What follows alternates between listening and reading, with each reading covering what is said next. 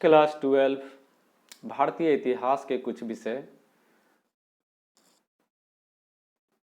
भाग 3 चैप्टर 11 विद्रोही और राज सन 1857 ईस्वी का आंदोलन और उसके व्याख्यान।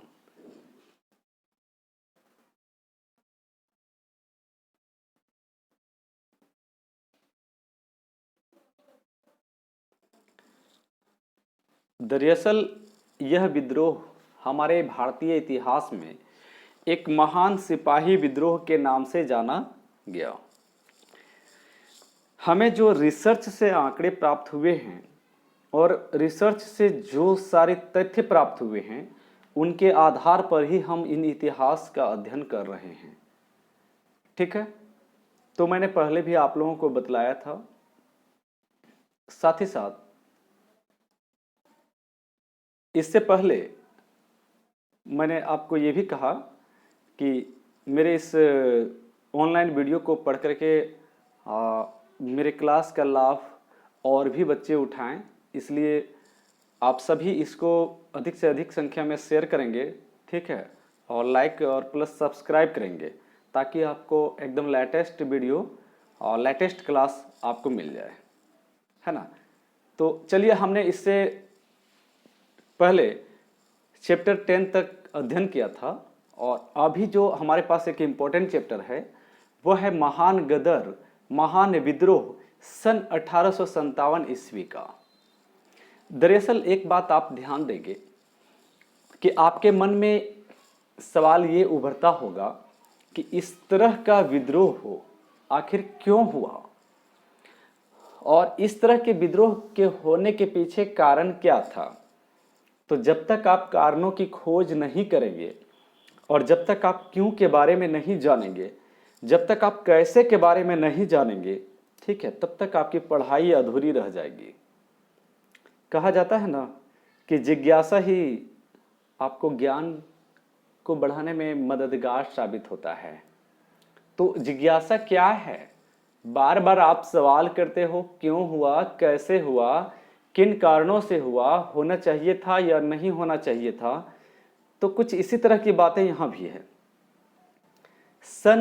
अब बात रही कि सन 1857 ईस्वी का जो महान सिपाही विद्रोह हुआ तो ये किसके खिलाफ हुआ। पहली बात तो आपको ये भी जानना होगा कि ये किसके खिलाफ हुआ। तो लाजमी है कि ईस्ट इंडिया कंपनी के खिलाफ हुआ। अब ध्यान देंगे, इससे पहले आपने पढ़ा, ठीक है, कि जब ईस्ट इंडिया कंपनी केवल व्यापारिक संस्था के तौर पर काम कर रही थी, ठीक है, तब हमारे यहाँ हमारे भारतीय उपमहाद्वीप में भिन्न भिन्न क्षेत्रों पर, छोटे छोटे क्षेत्रों पर राजा और उसके सामंत एक अपने शासन की इकाई को बनाए हुए था। मीन्स राजा का शासन चल रहा था, लेकिन ये सभी राजा आपस में संघर्षरत थे और किन्हीं के दिमाग में कभी भी ये कल्पना नहीं उपजी कि अगर हम सभी राजा एक साथ यूनाइट हो जाएं तो हमारा एक संघ बन जाएगा। मैं आपको इसलिए ये बातें दोहरा रहा हूं क्योंकि कमियां कहाँ होती है, ठीक है, कमियां कहाँ पाई गई और किन कमियों की वजह से हमारा देश इन परिस्थितियों से लड़ा, सामना किया। जबकि इससे पहले का इतिहास जो रहा है, कभी भी ऐसा इतिहास नहीं रहा है जो यूनिफिकेशन पर जोर ना दिया हो, यानी सत्ता के केंद्रीकरण पर जोर ना दिया हो। साथ ही साथ सत्ता के केंद्रीकरण पर जोर देने के साथ ही दैट मीन्स पूरे हिंदुस्तान को लगभग एक शासक के नीचे शासन करने की जो नीति है वही केंद्रीकरण की नीति कहलाती है। और विकेंद्रीकरण की नीति यह है कि अगर वह शासक अपने प्रशासनिक कार्यों को बंटवारा करके और जब उसको कुछ अधिकार दे दिया जाए कि आपको बिना पूछे ये काम हमसे बिना पूछे भी कर लेने हैं, तो वह सत्ता का विकेंद्रीकरण कहलाता है। तो आप सोचिए, इस संदर्भ में फिर हम वहीं लौट आते हैं, महान महान महान मौर्य सम्राट चंद्रगुप्त मौर्य और सम्राट अशोक के बारे में पढ़ते हैं और पढ़े भी। इन्होंने जब इतिहास में ये करके दिखला दिया कि सत्ता का केंद्रीकरण हो सकता है, किया भी, और सत्ता का विकेंद्रीकरण हो सकता है और सत्ता का विकेंद्रीकरण भी किया। मतलब प्रशासनिक नीतियों का बंटवारा, प्रशासनिक कार्यों का बंटवारा। इतना ही नहीं, राजदूत का भी उन्होंने सिस्टम बना दिया। वैदेशिक नीति अच्छी रही, आर्थिक स्थिति अच्छी रही, ठीक है, सामाजिक स्थिति को सुधारने के लिए उन्होंने बहुत जोर दिया, ठीक है, धम्म नीति को अपनाया। लेकिन ये सब कारण क्या थे? ये सब क्यों किया सम्राट अशोक ने या फिर चंद्रगुप्त मौर्य ने या मौर्य सम्राटों ने क्यों किया? सिर्फ इसलिए किया कि जब हम एक यूनाइट रहेंगे, हम अगर पूरा देश एक साथ रहेगा, पूरे लोग एक साथ रहेंगे, तो वहां हमारी ताकत और शक्ति का एहसास कुछ और होगा। इसी की परिणति थी कि हमारे देश की सीमा आज के ईरान तक थी, मध्य एशिया लगभग छुआ हुआ था। लेकिन इसके बाद कि जितने भी सत्ता में आए, न कि सरकार, जितने भी सत्ता में आए, सभी के सब नाकाम रहे, सब के सब विफल रहे, और सब राजाओं की सोच संकीर्ण मानसिकताओं से भरा पूरा रहा। वे केवल अपने हित और स्वार्थ में ही लुटे रहे, डटे रहे, और किन्हीं को ये पता नहीं था कि मेरा हित और मेरा भविष्य कोई और छीन लेने वाला है। क्योंकि इन्हें अपने ईगो पर घमंड था, क्योंकि इन्हें अपने दम्भ पर घमंड था, क्योंकि इन्हें लोगों के साथ नीचता को दिखाने पर दम्भ था। ये बराबरी की बात कभी नहीं करते थे, न कभी ये समाज की भलाई की बात करते थे। और इसी की परिणति हुई कि जो सन 1857 ईस्वी का जो हम लोग देख रहे हैं कि दूसरे वर्सेस में ईस्ट इंडिया कंपनी जो आती है, ये ईस्ट इंडिया कंपनी किसके बाद आया? तो पहले सर्वप्रथम अरब आक्रमण हुआ, उसके बाद किसका हुआ? तुर्क आक्रमण हुआ, ठीक उसके बाद दिल्ली सल्तनत की स्थापना होती है, फिर मुगल काल आता है, और ठीक एक नया तत्व, नया एलिमेंट यूरोपीय, ठीक है, वो प्रवेश करता है, वह है ईस्ट इंडिया कंपनी। अब ईस्ट इंडिया कंपनी एक लंबे दौर तक देखेंगे आप कि कैसे हमारे देश का इतिहास संघर्ष भरा रहा और उथल पुथल रहा, और इन उथल पुथल के बीच में सबसे भयानक शोषण शूद्रों की हुई। वही शूद्र जिनको कृषि कर्म से जुड़ा हुआ था, जिनका लगाव कृषि कर्म से था, जिनका लगाव पशुपालन संवर्ग से था, जिनको कर्मों के आधार पर या जन्म के आधार पर जाति वर्ग में बंटवारा कर दिया गया।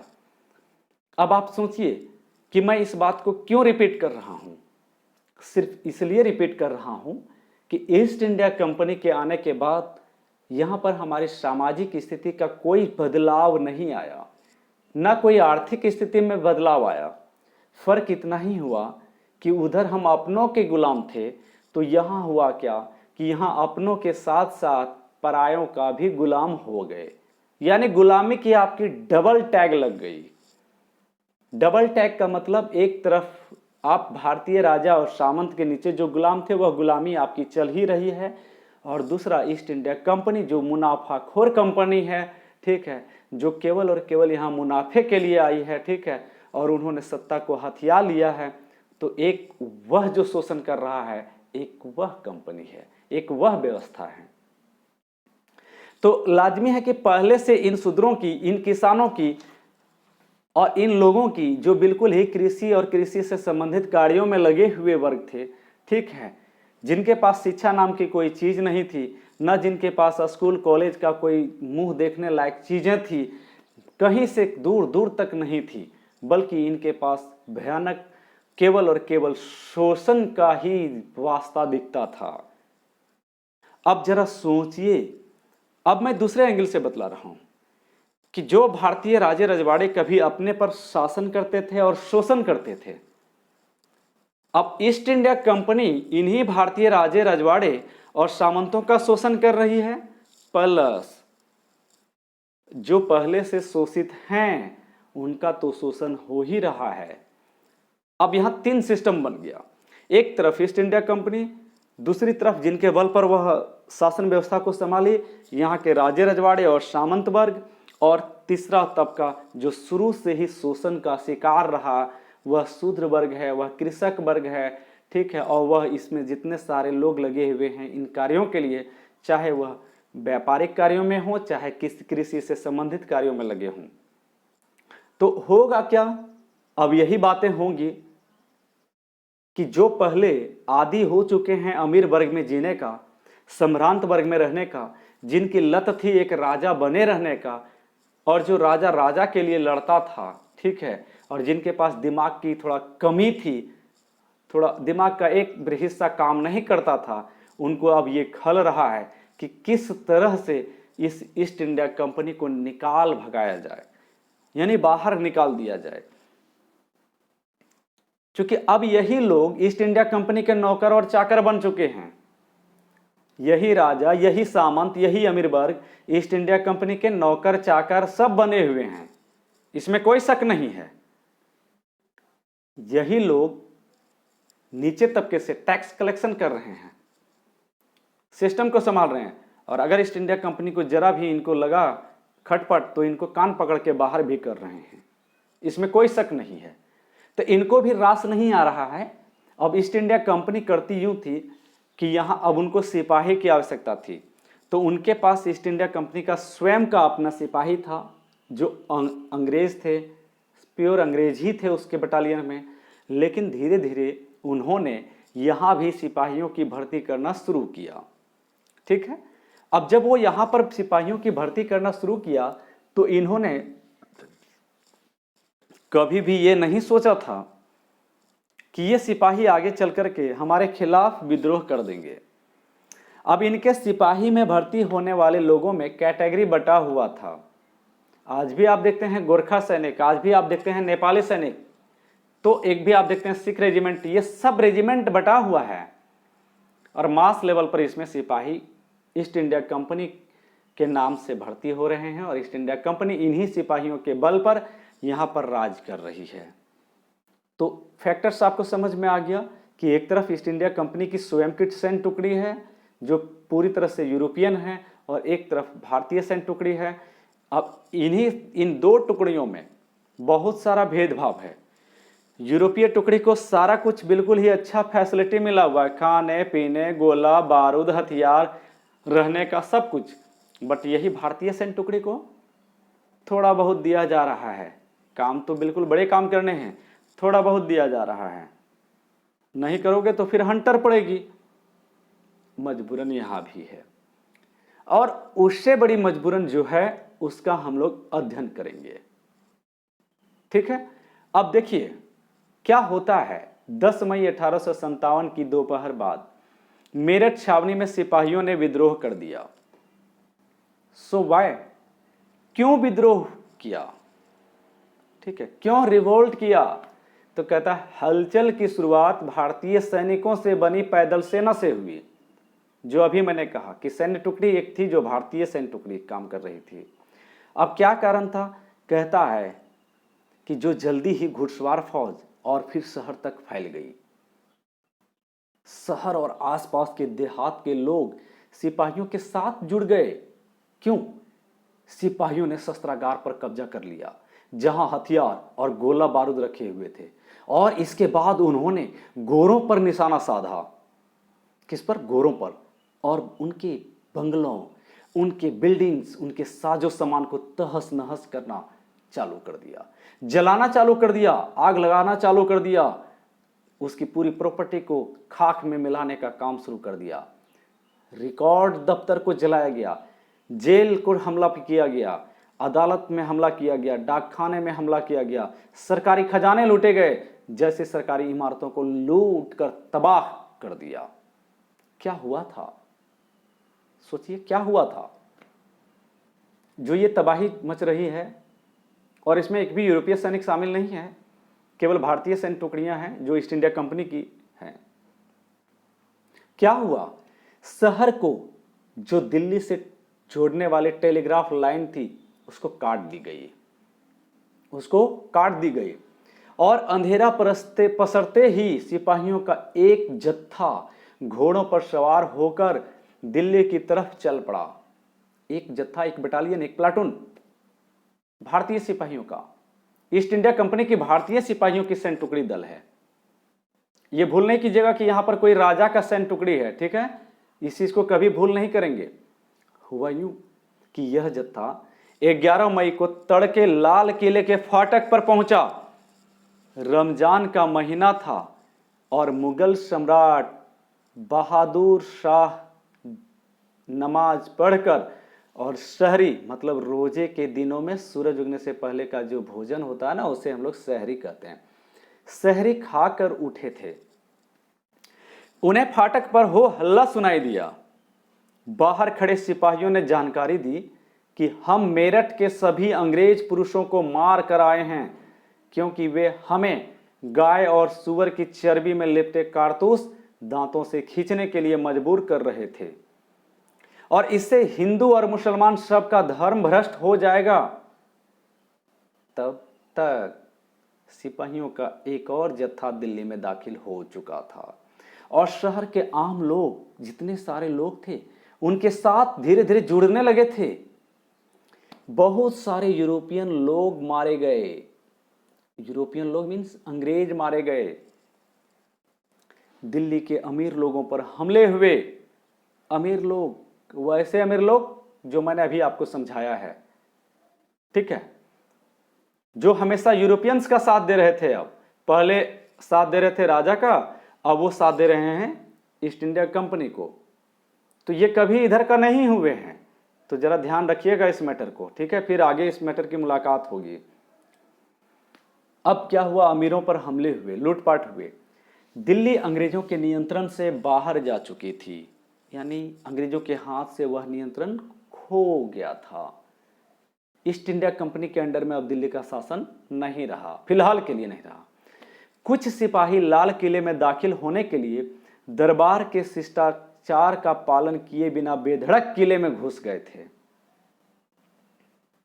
तो उनकी मांग थी कि बादशाह उन्हें आशीर्वाद दे। सिपाहियों से घिरे बहादुर शाह के पास उनकी बात मानने के अलावा और कोई चारा नहीं था। बेचारा बूढ़ा बहादुर शाह जो मुगल बादशाह है, अब उनके पास न ताकत है न औकात है, लेकिन फिर भी इन सिपाहियों के मन में, इनके जेहन में यही भरा हुआ है कि अभी तक यही मुगल सम्राट के तौर पर काम करेंगे, यही मुगल शासक के तौर पर काम करेंगे, जहां पर हमारी फौज की एक बहुत बड़ी हुकूमत खड़ा हो जाएगी और हम फिर उस पुराने दौर में लौट आएंगे जिस दौर में हम पहले जी रहे थे। जरा इनकी सोच को भी समझना है, ठीक है, क्या इनकी सोच थी। ये चाहते थे कि ईस्ट इंडिया कंपनी यहां से निकल जाए और मैं आज़ादी से यहां रहूं, लेकिन कैसी आज़ादी, तो वही राजे और रजवाड़े वाली आज़ादी चाहिए थी इनको। अब हुआ यूं कि इस विद्रोह ने एक वैधता हासिल कर ली, क्योंकि अब उसे मुगल बादशाह के नाम पर चलाया जा सकता था। तो विद्रोह का ढर्रा क्या हुआ, कहता है तारीख के हिसाब से सिलसिलेवार अगर रखा जाए तो ऐसे लगता है कि जैसे जैसे विद्रोह की खबर एक शहर से दूसरे शहर में पहुंचती गई, वैसे वैसे सिपाही हथियार उठाते चले गए और हर छावनी में विद्रोह होता चला गया, कमोबेश एक ही जैसा, ठीक है। वहाँ भी सारे भारतीय सैनिक ईस्ट इंडिया कंपनी के सैनिकों को टारगेट कर रहे हैं, उनके बिल्डिंग्स पर टारगेट कर रहे हैं, थाने पर हमला कर रहे हैं, जेल पर, ये सारी चीज़ें हैं। तो सैन्य विद्रोह कैसे शुरू हुआ जरा समझिए। कहता है सिपाहियों ने किसी न किसी विशेष संकेत के साथ अपनी कार्रवाई शुरू की। इसका मतलब है कि इतने सारे सिपाही एक साथ जुड़ गए और दूसरे छावनी वाले भी जुड़ गए, तो कहीं ना कहीं इनके संचार का माध्यम भी बना रहा होगा। अब ये जो विद्रोह हो रहा है, अब इस विद्रोह का नेतृत्व करने वाला कोई नेता चाहिए, साथ ही साथ इसका फॉलोवर्स चाहिए, अनुयायी चाहिए। तो कैसे हुआ, कहता है कई जगह शाम के समय तोप का गोला दागा गया, तोप का गोला दागा गया जो भारतीय सैनिकों के अंडर में था, ना कि ईस्ट इंडिया कंपनी के अंडर में। और तो कहीं बिगुल बजाकर यह संकेत दिया गया कि अब विद्रोह की शुरुआत हो गई है, सारे लोग इस विद्रोह में शामिल हो जाएं और ईस्ट इंडिया कंपनी को मारकर बाहर निकाल भगाएं, ठीक है। तो सबसे पहले उन्होंने हथियार रखने वाले जगह पर, जो हथियार रखने का बिल्डिंग था उसको हम लोग शस्त्रागार कहते हैं, उस पर कब्जा किया, सरकारी खजाने को लूट लिया और इसके बाद उन्होंने जेल, सरकारी खजाने, टेलीग्राफ दफ्तर, रिकॉर्ड रूम, तमाम तरह के ऐसे इमारतों पर हमला किया जहां से ईस्ट इंडिया कंपनी और उसके कर्मचारी इन सारे प्रशासनिक सिस्टम पर नियंत्रण रखता था। इतना ही नहीं, जो गोरा विरोध करता था उसकी मर्डर कर दी जाती थी। गोरों से संबंधित हर चीज, सारी चीज एक निशाना बन चुका था, टारगेट बन चुका था। जैसे कोई शिकारी एक तीर से किसी शिकार को निशाना करता है, ठीक उसी तरह से यहां भी तीर पर निशाना साधा जा रहा था ईस्ट इंडिया कंपनी के खिलाफ। इतना ही नहीं, हिंदुओं और मुसलमानों तमाम लोगों को एकजुट होने और फिरंगियों का सफाया करने के लिए हिंदी, उर्दू और फारसी में अपीलें जारी की जाने लगी। लैंग्वेज ध्यान देंगे कि किन किन लैंग्वेज में जारी किया जा रहा है। तो पहला हिंदी है, दूसरा उर्दू है। यही दो भाषी के लोग सबसे अधिक हैं और फारसी बाद में आए हैं, इनकी भी संख्या अधिक है। फिरंगी फारसी भाषा का शब्द है और जो संभवतः फ्रैंक, जिससे फ्रांस का नाम पड़ा है, से निकला है और इसे उर्दू और हिंदी में पश्चिमी लोगों का मजाक उड़ाने के लिए कभी कभी इसका प्रयोग अपमानजनक दृष्टि से भी किया जाता है। फिरंगी, विदेशियों को, जस्ट लाइक कहो, विदेशियों को कहा जाता है फिरंगी। विद्रोह में आम लोगों के भी शामिल हो जाने के साथ साथ हमलों का दायरा फैल गया। अब जरा समझिए कौन से आम लोग शामिल हुए हैं इस विद्रोह में। ठीक है, इस विद्रोह में किसी अमीर ने साथ नहीं दिया। इस विद्रोह में किसी अमीर ने साथ नहीं दिया। ठीक है, लखनऊ, कानपुर, बरेली जैसे बड़े बड़े शहरों में साहूकार और अमीर भी विद्रोहियों के गुस्से का शिकार बनने लगे। तो अभी कुछ ही पहले मैंने जो वीडियो अपलोड किया था उसमें भी मैंने कहा था कि किस तरह से किसानों का शोषण साहूकार और अमीर वर्ग के लोग कर रहे थे, है ना। साहूकार और अमीर वर्ग के लोग कर रहे थे। तो आप समझिए कि इन लोगों के खिलाफ विद्रोह, ठीक है, और भी बढ़ गया। ये अंग्रेजों के साथ मिलकर अब शोषण करने लगे थे। तो किसान इन लोगों को न केवल अपना उत्पीड़क समझा बल्कि सीधा कहता था कि ये अंग्रेज का चापलूस है, ये अंग्रेज का जासूस है। ठीक है, ये नारद का काम करता है, ये देखने में तो भारतीय है परंतु वेशभूषा से और इनका चाल चलन से, ठीक है, वो सब कुछ तो अंग्रेज ही है। ये समझिए। अब ये छिटपुट विद्रोह और भी बड़ा रूप ले लिया। हुआ यूं कि शासन की सत्ता और सोपानों की सरेआम अवहेलना होने लगी। ठीक है, यह समय में सामान्य जीवन कैसे होगा। तो विद्रोह के महीनों में शहर में क्या हुआ, उथल पुथल के उन दिनों में लोग अपनी जिंदगी कैसे जी रहे थे। ठीक है, कैसे जी रहे थे आप देखिए। इसके अलावा विभिन्न शहरों की रिपोर्ट से पता चलता है कि सामान्य गतिविधियां बिल्कुल ही ठप हो चुकी थी। ठीक है, हालात ये था कि सब्जियों और साग के भी हैं, ठीक है, लोग इस बात पर अब शिकायत कर रहे हैं कि बाजार में कद्दू और बैगन तक नहीं मिलते हैं और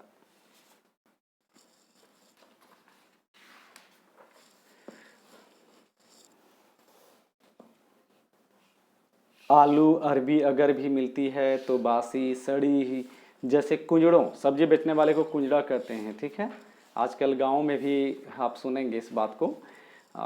बाग बगीचों में कुछ माल चंद इलाकों तक ही पहुंचाया जा रहा है और लेकिन बहुत बहुत बहुत कमी है। ठीक है, बहुत ही कमी का सामना करना पड़ रहा है। देखिए इसमें आप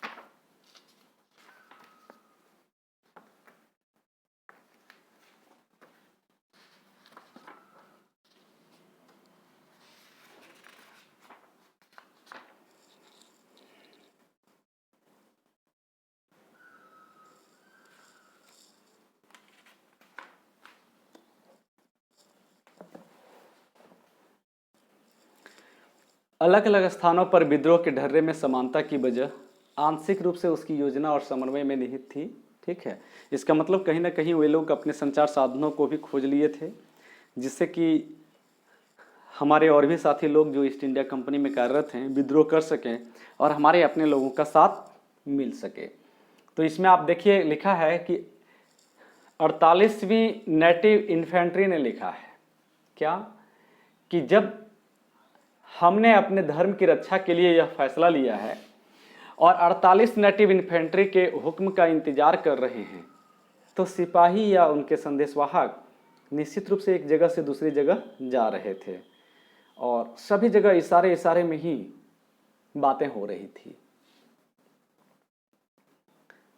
विद्रोह और सैनिक के अवज्ञा के संदर्भ में सीतापुर के देसी ईसाई पुलिस इंस्पेक्टर फ्रांसवा सिस्टन का अनुभव हमें बहुत कुछ बताता है कि वह मजिस्ट्रेट के पास शिष्टाचारवश मिलने सहारनपुर गया हुआ था। सिस्टन हिंदुस्तानी कपड़े पहना था और आलथी पालथी मार कर बैठा था और इसी बीच बिजनौर का एक मुस्लिम तहसीलदार कमरे में दाखिल हुआ। तो जब उसे पता चला कि सिस्टन अवध में तैनात है तो उसने पूछा, क्या खबर है अवध की, काम कैसा चल रहा है। सिस्टन ने कहा, अगर हमें अवध में काम मिलता है तो जनाब ये आली को भी पता चल जाएगा। इस पर तहसीलदार ने कहा, भरोसा रखो, इस बार हम कामयाब होंगे, मामला काबिल हाथों में है। बाद में पता चला कि यह तहसीलदार बिजनौर के विद्रोहियों का सबसे बड़ा नेता था। कौन? सिस्टन। विद्रोही अपनी योजनाओं को किस तरह एक दूसरे तक पहुंचाते थे, इस बारे में इस बातचीत से क्या पता चलता है? तहसीलदार ने सिस्टन को संभावित विद्रोही क्यों मान लिया था? देखिए, अक्सर विद्रोहों की बनावट और साक्ष्यों के आधार पर ऐसा लगता है कि इस तरह की एक योजना और समन्वय थी, ठीक है, और उसको देख करके कुछ मन में सवाल पैदा हो रहे थे कि ये कैसे इस तरह की योजनाएं बनाई गई और इस तरह की योजना को बनाने वाले कौन लोग थे। साथ ही साथ अभी जो मौजूदा दस्तावेज है उसके आधार पर इन सवालों के सीधे सीधे जवाब दे पाना बड़ा कठिन है। मतलब हमारे पास स्रोत की भारी कमी है।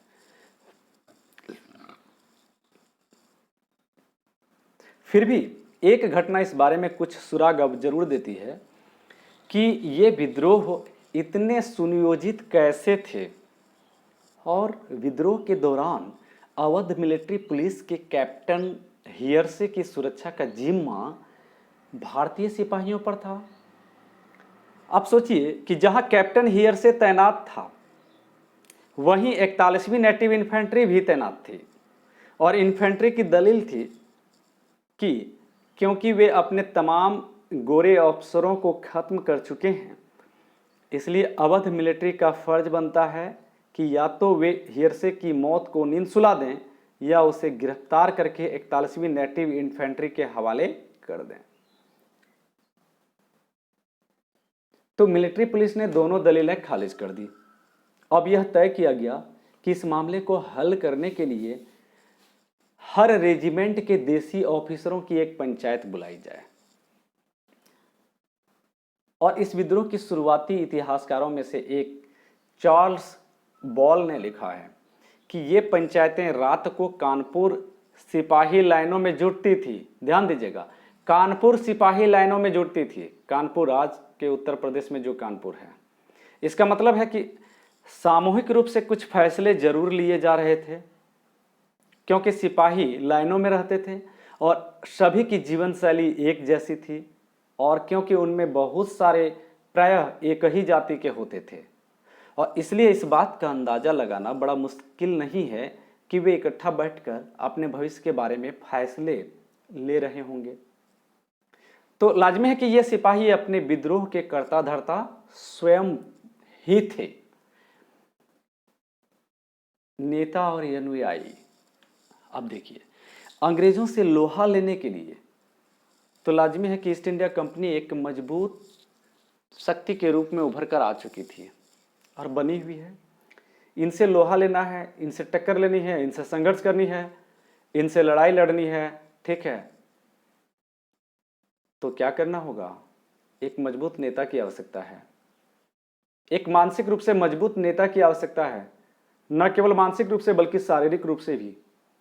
साथ ही साथ इस नेता के पीछे हजारों और लाखों की संख्या में इनके फॉलोअर्स की भी आवश्यकता है। तो अब समझिए, मेरठ के सिपाहियों ने जो सबसे पहले काम किया, उनका एक यह तरीका था कि वे फौरन दिल्ली गए और बूढ़े हो चुके मुगल बादशाह से विद्रोह का नेतृत्व स्वीकार करने की जो अपील की, दरअसल इसी काम के लिए था। लेकिन इस निवेदन पर सहमति हासिल करने में भी वक्त लगा। तो बहादुर शाह इस खबर पर भयभीत और बेचैन दिखाई दिए। एक बूढ़ा, एक उम्रदराज, एक अनुभवी शासक, एक अनुभवी व्यक्ति, उसको यकीन नहीं हो रहा है कि वह जासूस करने के लिए मेरे पास पहुंचा है या फिर वाकई में विद्रोह कर दिया है और ये हमारे समर्थन पाकर ईस्ट इंडिया कंपनी को भगा डालेंगे। उसे यकीन नहीं हो पा रहा है, लेकिन फिर भी वह सहमति दे देता है।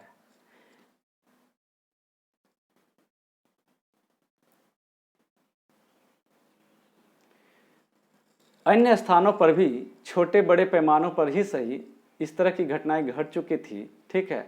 इवन कि कानपुर में सिपाहियों और शहर के लोगों ने पेशवा बाजीराव द्वितीय के उत्तराधिकार नाना साहिब के सामने बगावत की बागडोर संभालने के सिवा और कोई विकल्प ही नहीं छोड़ा। यहाँ भी आप ध्यान देंगे कि कानपुर में, ठीक है, कानपुर में पेशवा बाजीराव द्वितीय के जो उत्तराधिकारी थे नाना साहिब के सामने इन्होंने अपील की कि आप बागडोर को संभाल लीजिए, विद्रोह का बागडोर। तो झांसी में रानी को आम जनता के दबाव में, ठीक है, बगावत का नेतृत्व संभालना पड़ा, जिसको आप रानी लक्ष्मीबाई के नाम से जानते हैं, ठीक है। और यही स्थिति बिहार में आरा के स्थानीय जमींदार, ध्यान दीजिएगा कि संभालने वाले भी कौन हैं, तो ये प्रायः सभी जमींदार हैं, ये पुराने ही राजा के अमीर वर्ग के लोग हैं, करता धरता ही हैं, ठीक है। बशर्ते इनके अंदर थोड़ा अब अंग्रेजों का जो शोषण का पिट्ठू है उससे वो छुड़ाना भी चाहते हैं, मन में थोड़ा कसक भी है, खटक भी है, और ये चाहते हैं कि इससे मेरा पाला छूट जाए। और यहाँ के लोग भी चाहते हैं कि मुझे एक नेता मिले, तो नेता के रूप में ये इन्हीं लोगों के शरण में ये जा भी रहे हैं, ठीक है। तो यहाँ पर देखिएगा कि जमींदार वीर कुंवर सिंह थे, ठीक है, और अवध में नवाब वाजिद अली। आपको ये सारे याद रखने हैं कि किन किन लोगों ने कहाँ कहाँ पर 1857 ईस्वी में के महान सिपाही विद्रोह में नेतृत्व संभाला था, ठीक है। अब हटा दिए जाने के बाद उनके राज्य पर कब्जा कर लेने की यादें लोगों के जहन में अभी भी ताज़ा थी। किसके अंदर में? तो अवध के नवाब वाजिद अली शाह को। ऐसी ही स्थिति आप पाएंगे लखनऊ में ब्रिटिश राज के ढहने की खबर पर लोगों ने नवाब के युवा बेटे बिरजिस कद्र को अपना नेता घोषित किया। तो लखनऊ में कौन नेतृत्व कर रहा था? बिरजिस कद्र। ये भी आपको याद रखने हैं। सभी जगहों पर नेता दरबारों से जुड़े व्यक्ति, रानियां, राजा, नवाब, तालुकदार नहीं थे, ऐसा लिखा गया है। अक्सर विद्रोह का संदेश आम पुरुषों एवं महिलाओं के जरिए और कुछ स्थानों पर धार्मिक लोगों के जरिए भी फैल रहा था। मेरठ से इस आशय की खबरें आ रही थी कि वहां हाथी पर सवार एक फकीर को देखा गया था, जिससे सिपाही बार बार मिलने जाते थे। समझिए, बात समझिए, ठीक है। एक फकीर, वह हाथी पर सवार होकर के आ रहा है और सिपाही लोग उनसे मिलने के लिए जा रहे हैं। पता है किस लिए? वो कर्मकांड करने के लिए नहीं जा रहे हैं, वो किसी ओझा गुनी के पास नहीं जा रहे हैं, और अगर हैं भी वो तो बहुत बड़े कर्मकांडी हैं और बहुत बड़े ओझा गुनी हैं। हो सकता है, कौन होंगे जरा देखिए। कहता है कि लखनऊ में अवध पर कब्जे के बाद बहुत सारे धार्मिक नेता और स्वयंभू पैगंबर प्रचारक ब्रिटिश राज को नेस्तनाबूद करने का अलख जगा रहे थे। मतलब ईस्ट इंडिया कंपनी की मौत के ताबूत में कील ठोकने का काम कर रहे थे। लेकिन फिर देखिए क्या होता है आगे। अन्य स्थानों पर किसानों, जमींदारों, आदिवासियों को विद्रोह के लिए उकसाते हुए कई स्थानीय नेता सामने आ चुके थे। शाहमल ने उत्तर प्रदेश में बड़ौत परगना के गांव वालों को संगठित किया। कहा कोई डरने की बात नहीं है, हमारे सिपाही भाई जो ईस्ट इंडिया कंपनी में कार्यरत थे, खुद उन्होंने विद्रोह कर दिया है, जो उसकी सेवा में लगे हुए थे और जो उन्होंने शासन और शोषण करके लगाया था। तो आप सब अगर साथ दे देंगे तो हम इन फिरंगियों को बाहर निकाल मार भगाएंगे। इतना ही नहीं, हमारे छोटा नागपुर स्थित सिंहभूम के एक आदिवासी काश्तकार गोनू ने इलाके के कोल आदिवासियों का नेतृत्व संभाल लिया। कोल आदिवासियों का नेतृत्व सन 1857 के दो विद्रोही, देखिए बॉक्स में क्या लिखा है। एक है शाहमल, ये उत्तर प्रदेश के बड़ौत परगना के एक बड़े गांव का रहने वाला था और जाट कुटुंब से इनका रिश्ता था, संबंध है, यानी ये जाट व्यक्ति हैं। 84 देश यानी 84 गांवों में फैला हुआ था इनके जो कुटुंब हैं और इस इलाके की जमीन सिंचाई की सुविधाओं से लैस और उपजाऊ थी, मतलब बहुत ही फर्टाइल था जमीन जहाँ पर ये रह रहे थे और इनकी आबादी रह रही थी। तो यहाँ की मिट्टी काली नम थी, बहुत सारे ग्रामीण लोग संपन्न थे और लोग ब्रिटिश भू राजस्व व्यवस्था को दमनकारी मानते थे। साथ ही लगान की दर ज्यादा और वसूली सख्त थी, तो लाजमी है किसानों की जमीन बाहरी लोगों के हाथ में जा रही थी, तो इससे बिल्कुल ही वे नाखुश थे। साथ ही साथ इलाके में आने वाले जो व्यापारी थे और महाजन थे, इनकी जमीन पर कब्जा करते जा रहे थे। तो शाहमल ने 84 देश के मुखियाओं और काश्तकारों को संगठित किया। इसके लिए उन्होंने रात के साये में गांव गांव जाकर बात की। छुप छुप कर रात में जाते थे, कोई देख न ले, कहीं ऐसा ना हो कि अंग्रेज का जासूस ही रास्ते में पड़ा हो। तुरंत अगर कहीं खबर कर दिया तो फांसी के सिवा कोई चारा नहीं है। तो बेहतर है कि फकीर के वेश में जाएं, जितनी संभव हो सके गुलगुलिया के वेश में जाएं, किसान के वेश में नहीं और किसी अमीर के भेष में नहीं, अकड़ के नहीं, थोड़ा तकड़ के ही चलना है। अब सोचिए कि इस विद्रोह को व्यापक बनाने के लिए इस तरह की प्लानिंग किया जा रहा है और ये लोग इस तरह से प्लानिंग करके, ठीक है, समर्थन हासिल करने का पूरा प्रयास किया। क्या होता है देखिए, इन्होंने इन लोगों को इकट्ठा करके बेदखल भूस्वामियों से छीन चुकी जमीनों पर दोबारा कब्जा कर लिया। विद्रोह करके हमला किया, नदी पुल को ध्वस्त कर दिया, पक्की सड़क को खोद डाला। और इसकी एक वजह यह भी था कि वे सरकारी फौज की रास्ता को रोकना चाहते थे। दूसरी वजह यह थी कि पुलों और सड़कों को ब्रिटिश शासन का प्रतीक माना जाता था कि ये पुल है, उन्होंने बना डाला है तो उसके आवागमन का बड़ा बढ़िया साधन हो गया है। अगर हम इसको ध्वस्त कर दें तो हो गए, ठीक है, हमें तो चलने की आदि गड्ढे ढूढ़े में सब में है, बट वे सरपट रास्ते पर चलने को सीखे हैं, उनकी गाड़ियां भी सरपट रास्ते पर दौड़नी चाहिए। पुलों का निर्माण भी कर रहे हैं तो बड़ा मजबूती से कर रहे हैं। इन सारी चीज़ों को उखाड़ फेंकना इनका एक मकसद था। साथ ही साथ उन्होंने दिल्ली में विद्रोह करने वाले सिपाहियों को रसद पहुंचाई, खाना, पानी, दवा। ब्रिटिश हेडक्वार्टर और मेरठ के बीच तमाम सरकारी संचार बंद कर दिया। इतना ही नहीं, स्थानीय स्तर पर राजा कहलाने वाले शाहमल ने एक अंग्रेज अफसर के बंगले में डेरा डाला और उसे न्याय भवन का नाम दे दिया। किसने? यही शाहमल सीधा एक अंग्रेज ऑफिसर के घर में घुस करके रहने लगा और उस बिल्डिंग का नेम तब्दील कर दिया न्याय भवन, और वहीं से झगड़ों और विवादों का वह फैसला भी करने लगा। देखो, ईस्ट इंडिया की हुकूमत पर मैं अब शासन करने लगा हूं। लेकिन उन्होंने गुप्तचरी का भी हैरतअंगेज नेटवर्क स्थापित कर लिया था। कुछ समय के लिए लोगों को लगा कि फिरंगी राज खत्म हो चुका है और उनका राज वापस आ गया है, लेकिन इसके अपोजिट हो गया कि सन 1857 ईस्वी के जुलाई माह में शाहमल को एक युद्ध में मार दिया गया। खत्म हो गई कहानी। मौलवी अहमदुल्ला शाह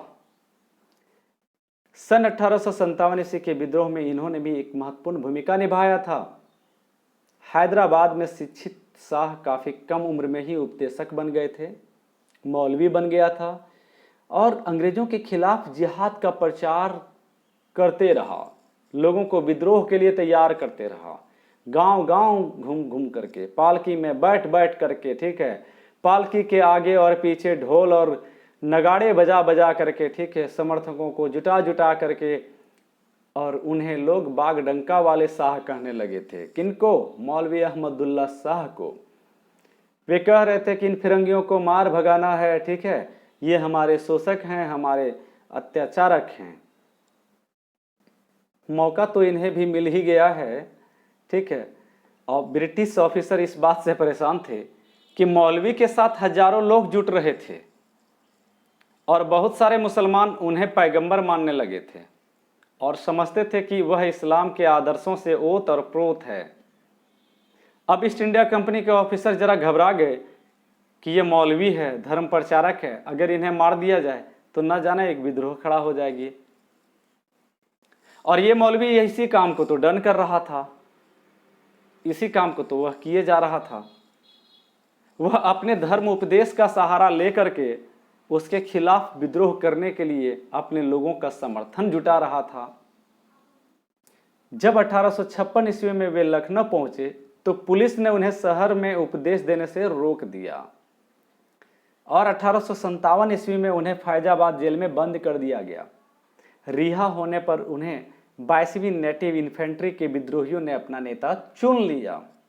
ध्यान देंगे किस इन्फेंट्री का है, तो 22वीं नेटिव इन्फेंट्री का विद्रोही। अब उन्होंने चिन्हाट के विख्यात संघर्ष में हिस्सा लिया जिसमें हेनरी लॉरेंस की अगुवाई वाली टुकड़ियों को मुंह की खानी देखनी पड़ी, मतलब हार झेलनी पड़ी।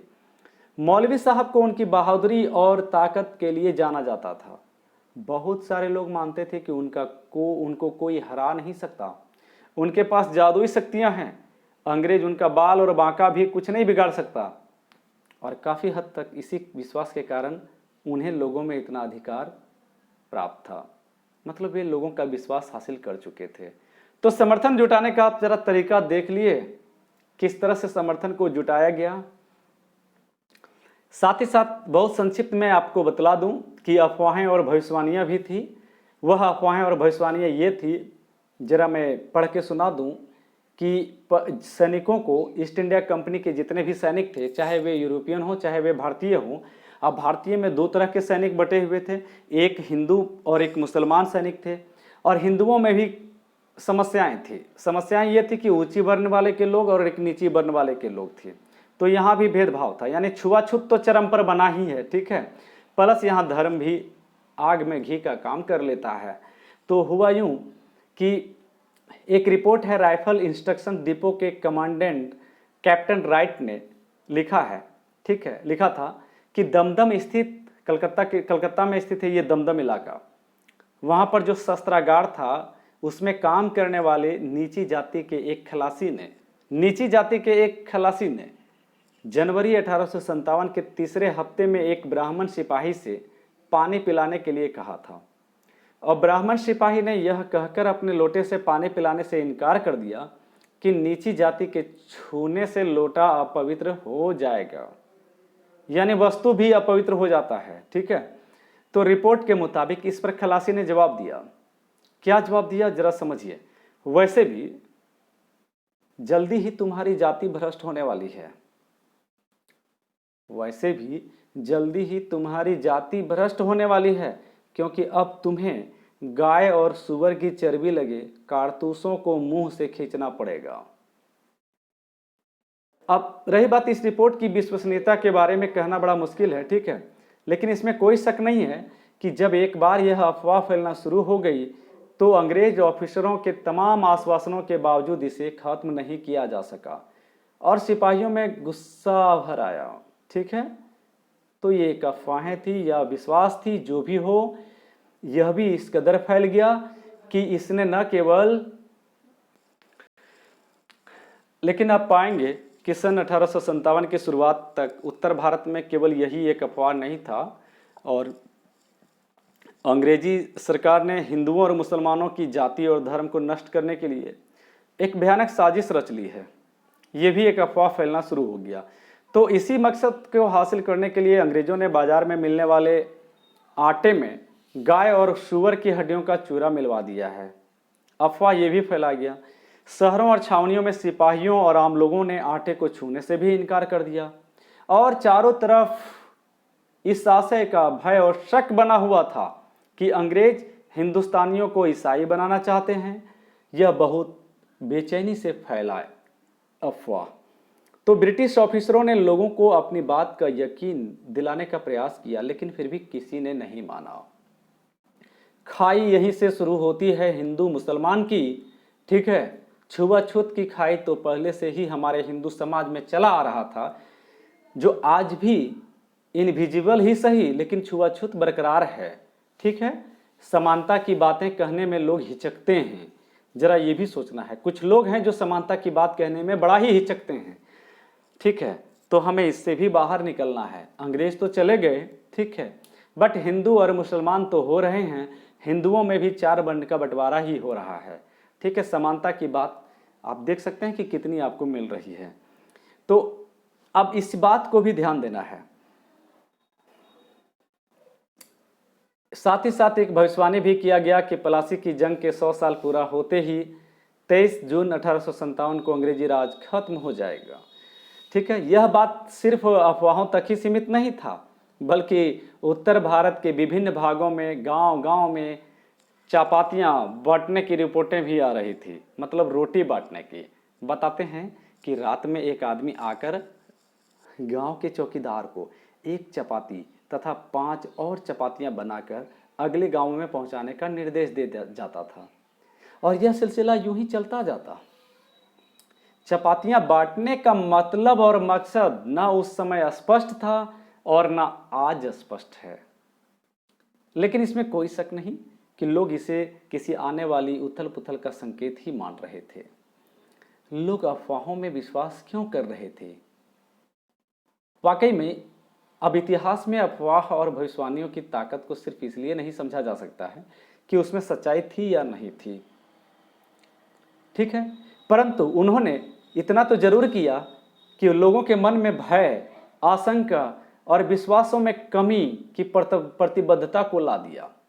और अफवाह तभी फैलती है जब उसमें लोगों के जहन में एक गहरे दबे डर और संदेह की अनुगूंज सुनाई देती है। तो यही बातें होती कि इन अफवाहों को 57 की अफवाहों को 1820 ईस्वी के दशक से अंग्रेजों द्वारा जो पॉलिसी अपनाया जा रहा था, दरअसल वह और मजबूत तरीके से इनके जहन में भर दिया। मतलब साफ समझा जा सकता है। अब यूं सोचिए, आपको मालूम होगा कि लॉर्ड विलियम बेंटिक जो गवर्नर जनरल था के नेतृत्व में उसी समय से ब्रिटिश सरकार पश्चिमी शिक्षा, पश्चिमी विचार और पश्चिमी संस्थानों के जरिए भारतीय समाज को सुधारने के लिए खास तरह की नीतियां लागू कर रही थी।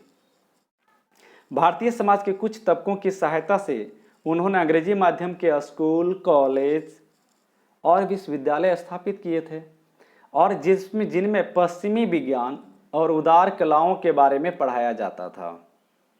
सोचिए, एक तरफ इन्होंने किस काम को टर्न कर रहे थे, ठीक है। जरा सोचने वाली बात है। अब आपके ऊपर ये निर्णय मैं छोड़ रहा हूँ।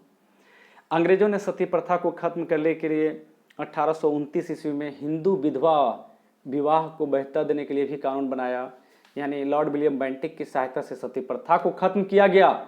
एक भयानक कुप्रथा थी जो कभी ना हिंदू खत्म कर सके, ना मुसलमान खत्म कर सके, ना मुसलमान शासक खत्म कर सके, ना हिंदू शासक, और उस प्रथा को ईस्ट इंडिया कंपनी के आने के बाद खत्म किया गया।